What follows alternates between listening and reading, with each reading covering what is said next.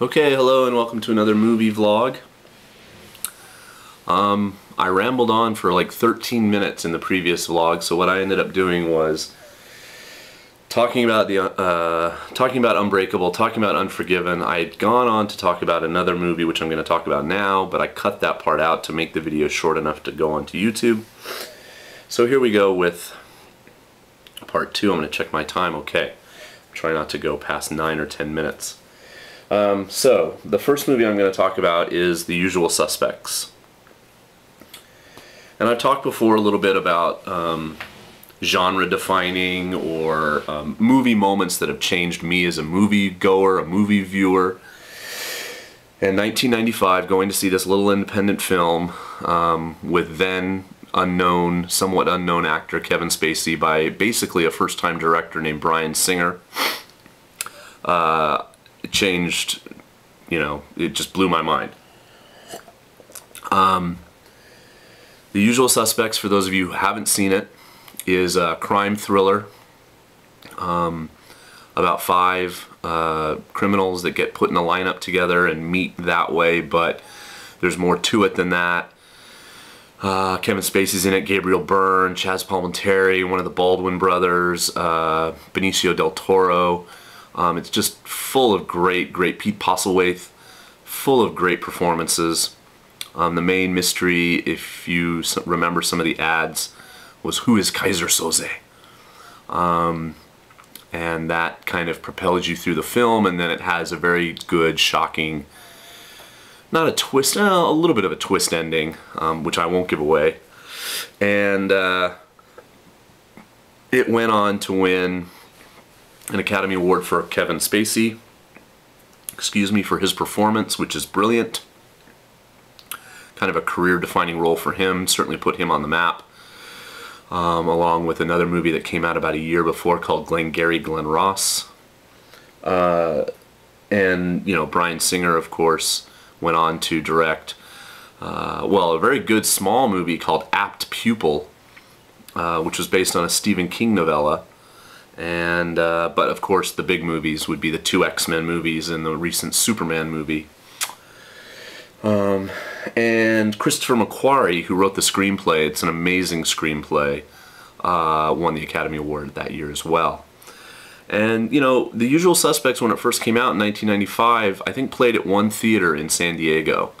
It only played in about 40 screens all around the United States when it first opened. So it wasn't a huge financial success. And I remember, you know, seeking it out, hearing about it, and really wanting to go see it. And, you know, just being blown away, walking out of the theater, just buzzing. And, you know, going to see it again, I think within a week of seeing it. Because it's one of those rare movies that really repeats multiple viewings. Really rewards, rather, multiple viewings, repeat viewings. You know, there's things that you're going to get out of it the second time you see it that there's no way you could have known to, like, look for them the first time going in. So it's a great DVD to own for that reason. And it's a lot like, you know, it's funny how much some other movies that I'll talk about, you know, kind of reoccur. I talked a lot about a Japanese movie that I love called Rashomon by Akira Kurosawa. And The Usual Suspects uses that same story structure, flashbacks, and different perspectives on events. It's also a little bit like a noir I love from the 40s called Double Indemnity, directed by Billy Wilder. A great movie. Check that out if you haven't seen it. And of course it has a Citizen Kane structure to it as well, which is another movie I've talked about, Orson Welles' Citizen Kane. In that, you know, there's a person interviewing and, you know, kind of interrogating another person, and this branches off into scenes and flashbacks, etc. So, you know, it drew from some great precedents in movies past and just made this completely original and amazing movie of its own. So, please see The Usual Suspects if you haven't seen it. Easily in my top 20 films of all time, maybe in my top 10 of all time. Okay, going on with the U's. Let's just switch gears 110%. And why am I showing you again? In here in the binder, UHF. UHF is a movie made, well, not made by, I don't think he directed it, sorry about my eye there, Weird Al Yankovic. And Weird Al Yankovic is kind of an American musician who makes parody records. He'll take a famous song like Beat It by Michael Jackson and make it Eat It.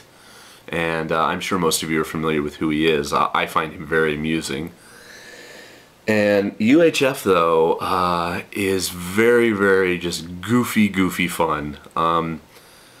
Weird Al is the main character. He takes over this radio station, all these goofy characters. It's just basically a platform for him to have songs and parodies of commercials and skits. And it's just one of those movies, again, when I was working at the video store, it's very mild PG, so it was very nice to be able to put on in the screen, and there's some funny songs and just some of the lines I quote so often. It's probably a little embarrassing, but I love UHF. So if you haven't seen it and you like Weird Al, check it out. Oh, what did I want to say? Oh, I wanted to say about Usual Suspects that, you know, I've been listening a lot to podcasts recently, and I think I'm going to make a whole separate vlog about this. But we talk so much now in the American media and just people's interest in the box office grosses of films. And I looked up on Wikipedia before I started the vlog about Usual Suspects, and it made like $23 million in its entire run in America before DVD. But I was working in a video store at the time of its release, probably on videotape. I don't think we had DVDs yet. And it was one of those word-of-mouth movies. You had to go see it. I mean, you had to tell your friends about it after you'd seen it, and once you saw it, you loved it, and you were amazed that, you know, more people didn't know about it. And it's kind of like Shawshank Redemption. Like, it got discovered on DVD, and you know, who cares how much money it made in the theater? You know, now 14 years later, it's just a great American movie. Of course, you know, I mean, it only cost probably $6 or $7 million to make. So, you know, you can't compare that to the $100 million that Star Trek cost, or whatever, you know, or Wolverine or something. Those movies have to make a lot of money to make their money back. But I just think all this talk about box office all the time is just silly. Okay, so I think that's it for the U's. Moving on to the V's, the first one in my binder is Valley Girl. And it's a movie very much inspired by a mid-80s cultural fad, you know, this Valley Girl speak, and but the movie that they made from it is really kind of good.